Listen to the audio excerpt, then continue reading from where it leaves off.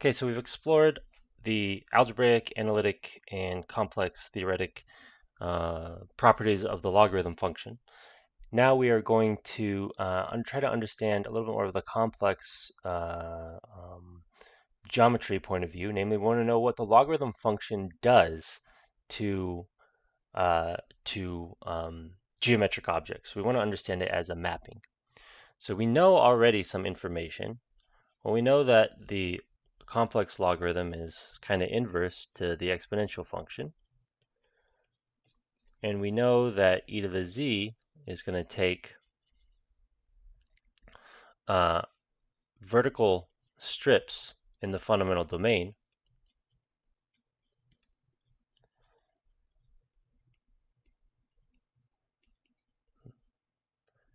to, well, if you take the whole vertical strip in that domain, you get a circle. But if you just take portions of that vertical strip, you're going to get sort of arcs. Let me just put or circles, or full-on circles if you take the full 2 pi length strip. Okay, so we know that the exponential function takes vertical strips to circles. So what does that tell us about the logarithm function? Well, the logarithm function undoes the exponential function. So what should it do? Well, it should take circles or portions of circles, arcs, to portions of vertical strips. So it follows then that the log, let me just say then, I need to put one more thing here. Give me a little bit of space. Then the log sends circular arcs about the origin to arcs centered at the origin. So this sends circular arcs centered at the origin to portions of vertical strips in the fundamental region, or the fundamental domain, however you want to say it. And we also know something else about the exponential function. It takes horizontal lines to raise. It follows then that the logarithm function takes raise to horizontal lines in the fundamental domain. All right, so from what we know about the exponential function, we get that about the logarithm function. Cool, so we're going to do an example of this. So is there an example? Oh, I already wrote an example, didn't I? The particular thing is the particular example is we want to compute the image of the annulus.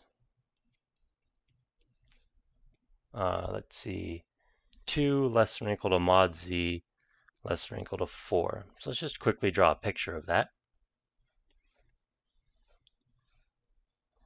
So we have to go out to 2.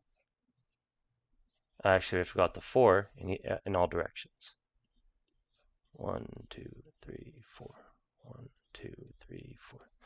All right, so the modulus equals 2 is a circle of radius 2. So that's here, up to my ability to draw. And the modulus of z equals 4 is a circle of radius 4. So that's here. And we want all z's that have a modulus between that. So we have this annulus, this washer here. All right, so what do we know? Well, we know that it's going to transform the inner circle. So we're going to apply the log, the principal value of the log. It's going to transform that inner circle, which maybe I'll add some color to. We'll do the inner circle in purple. It's going to transform that inner circle to something within the fundamental domain, negative pi I. And we'll just do open on both ends. And let's see, if I'm at 2, log 2 is a little bit less than 1. So let's mark a little bit less than 1. Oh, I guess I'm using orange, sorry. So here's our 1. So we're going to mark a little bit less than 1. This is like log 2. And that whole arc is going to get put back as a vertical strip because the exponential function takes that vertical strip to that, sorry, the circle, not the arc. Now this outer circle is modulus z is 4. Let's see, log 4 is a little bit bigger than 1. So log 4 is here. Log base e of 4. And so the outer arc, the outer circle, is going to get sent to this vertical strip.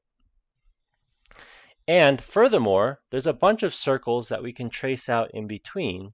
And as we sweep out these circles, so we take that purple circle and make it bigger, what happens is we get all of the lines in between.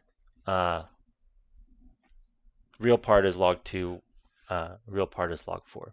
So we get that, in this case, vertical strip here. Vertical, I wrote strip everywhere, sorry, I mean segments. I meant segments up here. Vertical segment. And then this should be in a segment as well. Sorry, still early. For me at least. Okay, so there's not a whole lot going on here. I just want to point out that since the exponential function takes these vertical segments to arcs, or if you have a full vertical segment in the fundamental domain to a circle, the log function undoes that. And then similarly, you can play games with rays and horizontal lines.